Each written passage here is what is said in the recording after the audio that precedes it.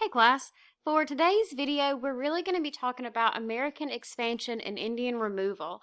And when we talk about American expansion, we're not only talking about Americans physically expanding towards the west, but we're also going to look a lot at how America is expanding in regards to citizenship and also who's going to be eliminated from citizenship. So while it expands, there are also areas where it is going to contract and where it is going to sort of tighten control over other groups. The first thing I want us to talk about today is going to be the election of 1824. And as you can see, the election of 1824 is really divided. So you have Andrew Jackson, who is in blue. You have John Quincy Adams, who is in green. And then you also have Henry Clay and Crawford. So you can see that America is really divided by these political parties, but there are a lot of them. You can also see that in some states, for example, if you look over here at Louisiana, you can see that Jackson gets 3 of the votes and Adams is going to get 2 of the votes. So very, very divided. Now, if we look at this just spatially, you'll see a lot of blue and a lot of green. However, no one person really had a decisive win in this election. And the election of 1824 really becomes known as a corrupt bargain in American history. What ends up happening is that the election is supposed to go to the House of Representatives.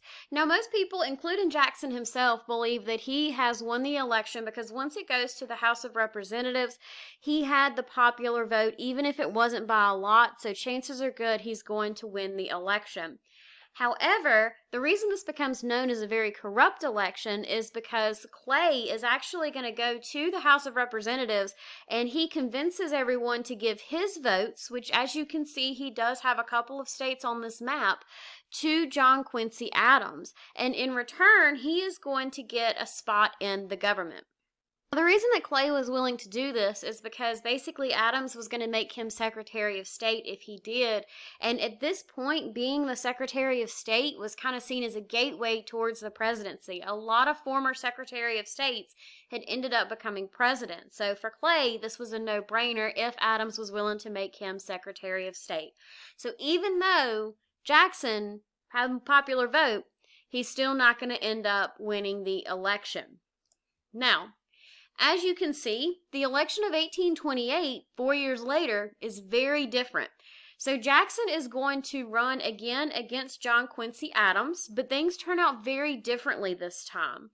At this point, you're going to see more people who are able to vote. So let's talk about the changes in politics, and then we'll come back to this map and see sort of why Jackson was able to obviously win by a very overwhelming majority.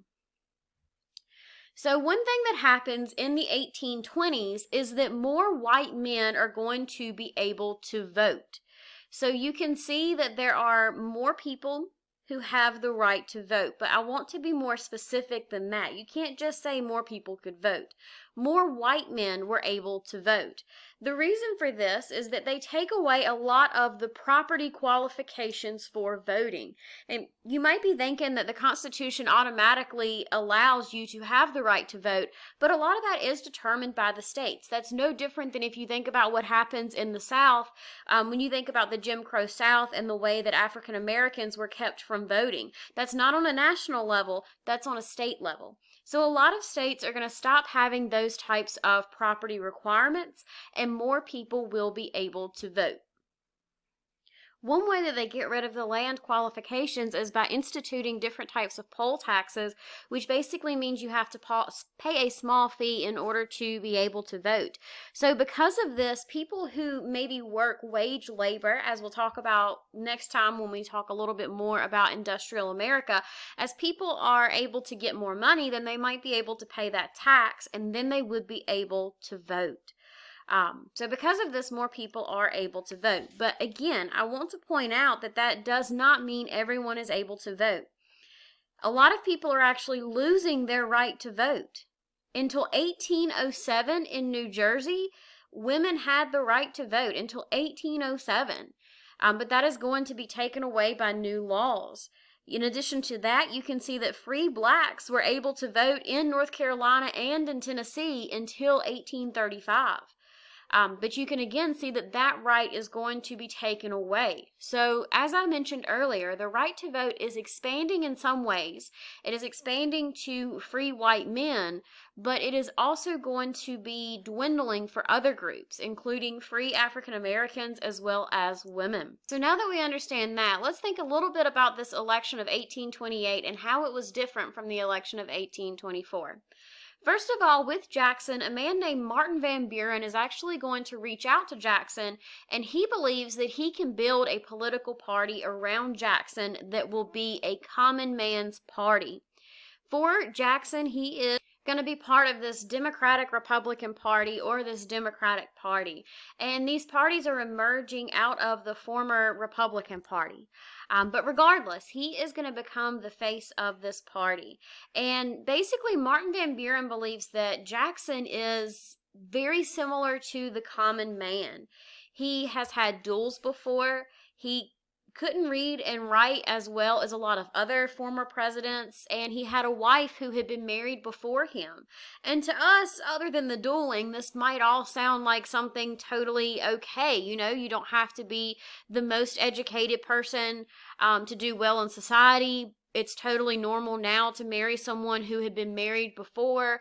But at this time, this is seen as very different for a president. Most of the former presidents had been aristocratic men. A lot of them had been from Virginia. A lot of them went to very prestigious schools. They had degrees in law. They understood societal norms. But Jackson's very different than that. And because of that, he is able to gain a lot of support from common people. And again, more people are able to vote, so politics is changing. And the common man believes that Andrew Jackson is like them. He enjoys drinking, he enjoys eating, he enjoys having a good time. He's really not concerned with the opinions of others, and he does not act like a pretentious elite man, which is what they're used to seeing with presidents. So the fact that Jackson is so different from other former presidents, sort of put together with the fact that there are changes in political rights, creates this sort of perfect storm for him to be elected as a president. When they have this presidential election, one thing that happens is Jackson holds a lot of outdoor cookouts and parties. There are a lot of meetings that he holds outside so that he can talk to the people, and he is going to really emerge as a front runner. He also talks about John Quincy Adams in a very negative way. He talks about how Adams is very pretentious. He talks about how he is an elite man and how Jackson is a little bit different. So because of this, Jackson will be able to win the election of 1828 and will become president. So as far as Jackson in office, there are a couple of themes that tend to come up when you think about President Andrew Jackson. One of the first is going to be known as the Petticoat Affair. You can also see this is sometimes referred to as the Eaton Incident.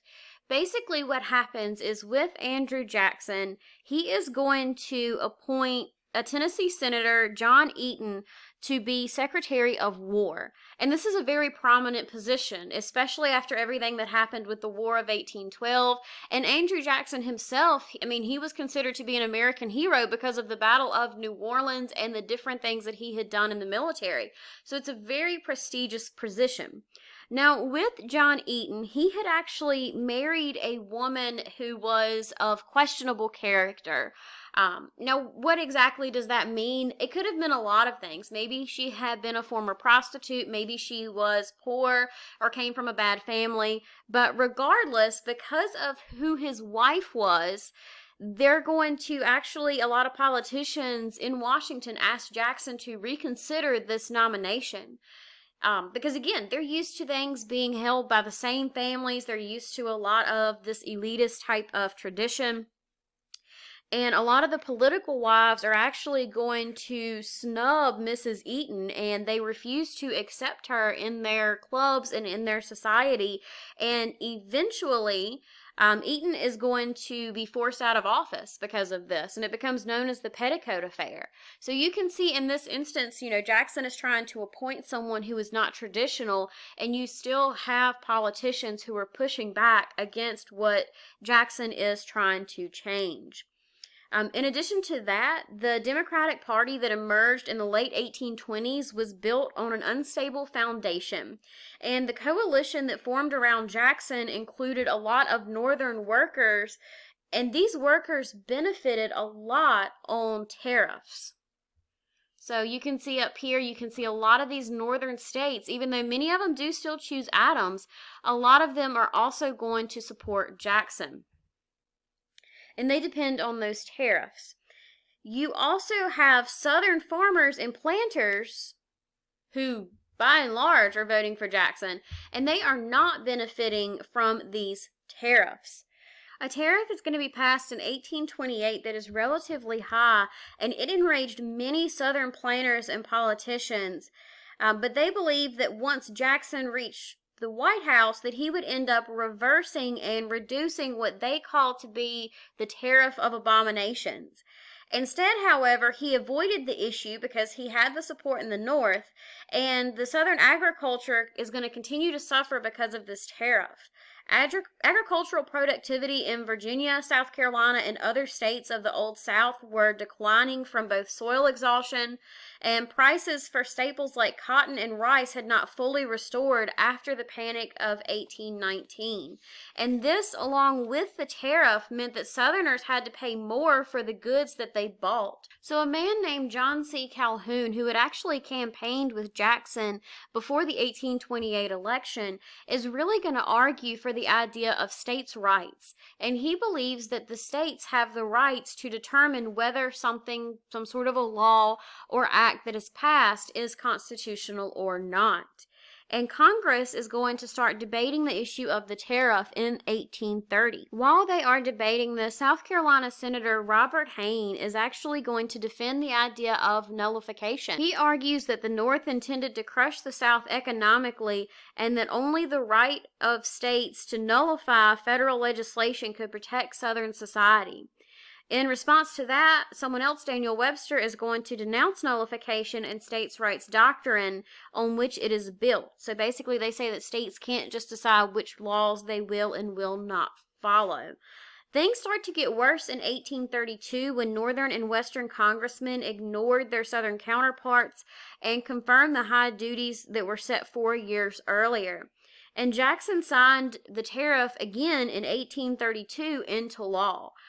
Because of this, again, the former tariff had been in place before Jackson really came into office, but they assumed that by 1832 that Jackson would be willing to get rid of this tariff. When he doesn't, a lot of people are very upset with him in the South. So South Carolina, in response, actually held a special convention that approved what they called an ordinance of nullification, and it stated that the duties on imports would not be collected in the state after February 1st, 1833, and threatened secession if federal authorities tried to collect them. So again, secession, the idea of the state actually leaving the Union. The tariff crisis really is going to continue for a while, but Jackson has to come in and be very, very clear on the fact that nullification is not possible. There were also issues with the Bank of the United States. So although it was a private institution, it was chartered or granted the right to operate by the federal government, which owned 20% of its stock. The bank had stabilized the economy during the 1820s by regularly demanding gold and silver payments from state-chartered banks. And this helped to keep the banks from issuing too much paper money and thereby prevented inflation and higher prices. And after the Panic of 1819, this was very, very important. The bank had really tight money policies and also kept banks from expanding too rapidly into western states. And banks, merchants, and entrepreneurs in eastern cities, as well as most planters, applauded the bank's efforts. but its tight money policies aroused hostile issues among the wider public, especially people who were considering moving towards the West. When state chartered banks had to close because of a lack of gold and silver or hard currency, ordinary Americans were often stuck with worthless paper money. And these tight money policies also made it more difficult for individuals to get credit and to purchase land, homes, or farm equipment. Again, hurting the common person who is either moving west, someone who's living in the South. And as far as Jackson, as his opponents had hoped, Congress approved the new charter in 1832 before Jackson was actually up for re-election. And Jackson vetoes this bill because, again, a lot of his supporters are in the South and the newly emerging West. However, rather than dividing the Democrats, which is what they really hoped this would do, Jackson's veto gained enormous support from voters across the country. And justifying his action, the president sort of showed the bank as a monster, said that the tight money policies made it difficult for individuals to get homes, land, equipment, and basically shows that it is against the working man or the laboring man. Because of this, he is going to be able to win re-election. And within a year of his re-election, the second bank is going to be dead and basically deprived of government deposits by Jackson. Another thing is that I keep mentioning how people are moving to the West. I really want you to be able to see what that looks like. So above you can see in 1790, population density is in these colors right here, but you can see that people are on the East Coast. By 1820, look how far people have already started to expand. And you can see that the darker colors are more densely populated than the lighter colors. But you can see that more and more people are starting to spread out, and you're starting to get places. You can see North Carolina here, you can see Tennessee in here, and you can see even places that are emerging further west. Look by the time you get to 1850. How much people are moving towards the West. We'll talk about this pocket in a couple of weeks. But again, people are continuing to move. So between 1879 and 1803, you're going to have new states formed that are Vermont, Kentucky, Tennessee, Ohio, and Louisiana. And between 1816 and 1821, you're also going to see Indiana, Mississippi, Alabama, and Illinois added. In the early 1800s, you were going to see that millions of acres of land that had formerly been Native American land, they're going to try and force them to give this up. One way that this happens is that inadvertently food and game become very scarce for Native American groups who rely more on hunting, and they end up having to rely more on trade and having to get meat from Americans who are moving in. This means that a lot of different groups are going to become indebted because, again, they are trying to feed their families rather than starve, and this is going to lead to them having to give up their land as a payment for their debts. Settlers also introduce whiskey to Native American groups, which is going to be very, very destabilizing as well. One way that they are able to get land is actually going to come from the Red Stick War or the Creek Civil War. So this begins as a war between the Upper Creek or the Red Stick and the Lower Creek known as the White Stick. And essentially what has happened is that the White Stick or the Lower Creek have really good trade relations with the United States, and a lot of them have assimilated more into American culture than those who are a little further up thinking about the Red Sticks. Now, with this assimilation, a lot of the White Sticks had sort of created their own farms. They had adopted a traditional American way of dress. A lot of them spoke English, and some had also converted to a form of Christianity.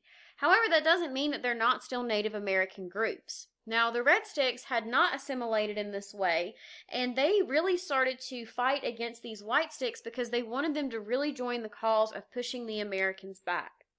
In 1814, at Horseshoe Bend, the Americans are going to go in, and they help the White Sticks to achieve their goals of defeating the Red Sticks or the Upper Creek.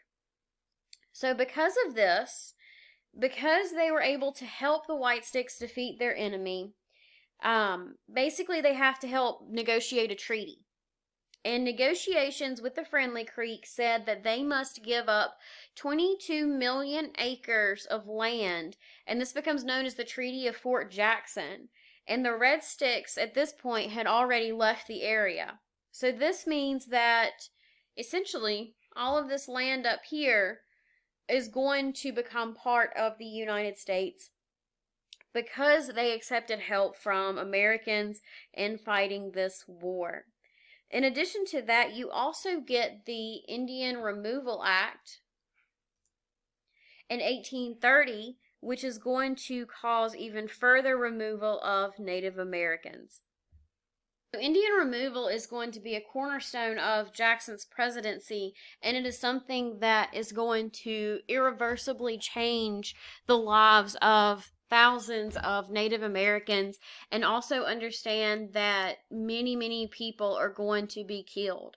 So often we only talk about the Trail of Tears, which I have a map up here so that you can see the Trail of Tears is like this red line over here. And on the Trail of Tears alone, you're going to see between 4,000 and 16,000 Cherokee who are going to end up being killed.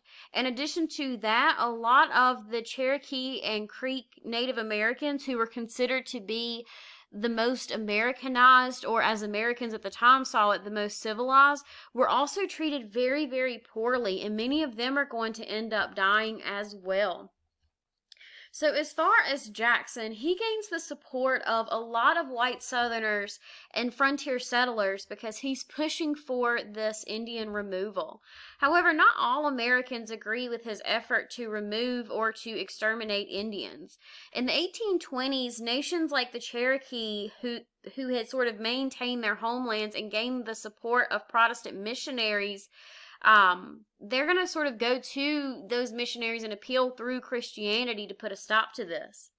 In 1819, Congress had actually granted these groups federal funds to establish schools and churches and to help accelerate and convert Indian men and women. In 1825, 3 years before Jackson was elected president, Creek Indians in Georgia and Alabama were forcibly removed to unorganized territory that was previously part of the Arkansas Territory and later just called Indian Territory, based on a fraudulent treaty. Jackson supported this policy. When he became president, politicians and settlers in Georgia, Florida, the Carolinas, and Illinois demanded federal assistance to force Indian communities out of their states. The largest Indian nations vehemently protested their removal. The Cherokee, who had fought against the Creeks alongside Jackson at Horseshoe Bend, adopted a Republican form of government in 1827, and it was actually based on the U.S. Constitution. John Ross served as the president of the Cherokee Constitutional Convention, and a year later was chosen as their principal chief in the first constitutional election. He and other chiefs then declared themselves a sovereign nation within the borders of the United States. The Georgia legislature rejected the Cherokee claims of independence and argued that Indians were simply guests of the state. When Ross appealed to Jackson, again, he helped at Horseshoe Bend, to recognize the Cherokee sovereignty, the president refused and said Jackson proclaimed that Georgia was, like other states, was sovereign over the people within its borders. At his urging, Congress passed the Indian Removal Act in 1830, which the Cherokee and other Indian nations would be forced to exchange ancient claims on lands in the Southeast for a clear title forever on territory west of the Mississippi River. Still, the majority of Cherokees refused to accept these terms and worked hard to maintain control over their existing territory. As the dispute between Cherokee nations and Georgia unfolded, Jackson made clear his intention to implement Indian removal, and in 1832 he actually sent federal troops into western Illinois to force different groups of people, like the Fox peoples, to move further west. So I have two maps, or a map and a picture, that I like to show when we're talking about the Trail of Tears. The first one that you can see on your screen now is actually going to show you the route that people had to take in order to make the crossing into Oklahoma. So over here at point A, which you can see on this map, is somewhat close to Chattanooga, but right here. Basically, this is where people who were forcibly removed from their homes in Georgia, Alabama, Tennessee, and North Carolina are going to be forced to go, and they're forced to move into 11 removal camps. And basically, this is where they're going to be held until they start their 800-mile journey even further from their homes. In addition to that, this map can show you some of the different routes that are going to be taken. So you can see that there are some routes that are going to go a little bit further to the north, and then there are also some water routes. These routes really sort of shape the conditions that people would have faced on the Trail of Tears. A lot of people who went on the water route are going to drown. There's a lot of issue with that. And overall, the conditions are absolutely terrible. A lot of people are given blankets that, whether it be knowing or unknowing, had smallpox and other diseases in them, which is going to spread like wildfire, especially to the elderly and to the children, to continue the decimation of these groups. And a lot of people are going to be killed because of it. It's also important to see the role that Andrew Jackson played in the Trail of Tears and sort of the view that he had on Native American groups. So the picture that you see in the background here is actually one of the more famous portrayals of the Trail of Tears. And again, you can see this woman in the front who is crying. And the quote up here by Andrew Jackson says, "By persuasion and force they have been made to retire from river to river and from mountain to mountain until some of the tribes have become extinct and others have left but remnants to preserve for a while once their terrible names. Surrounded by the whites with their art of civilization, which by destroying their resources of the savage, doom him to weakness and decay." And I think that that should tell you a lot about Jackson's view of Native Americans. He clearly didn't believe that they had civilization, even though, as we have seen throughout the course of this class, that they absolutely did have civilization, and that even though their ideas of things like property and gender were different from what might have been prevalent among white society, that it did still exist. And it's important to understand that the Trail of Tears is going to set a tone for Indian removal that continues throughout the 1800s and into the 1900s, until you get the relations that the United States has with Native Americans today, which are still very strained at times. But that's all we're going to talk about for today's video. So hopefully you have learned a little bit about how the rights for some people are expanding in the 1820s and 30s. But because of westward expansion and because of the expansion of rights, you are going to see the rights of groups like Native Americans as well as African Americans and women are going to be further diminished by the federal government. And that is something that we will see the impact of in the coming weeks when we start to look more specifically at the North, then more specifically at the South and the West.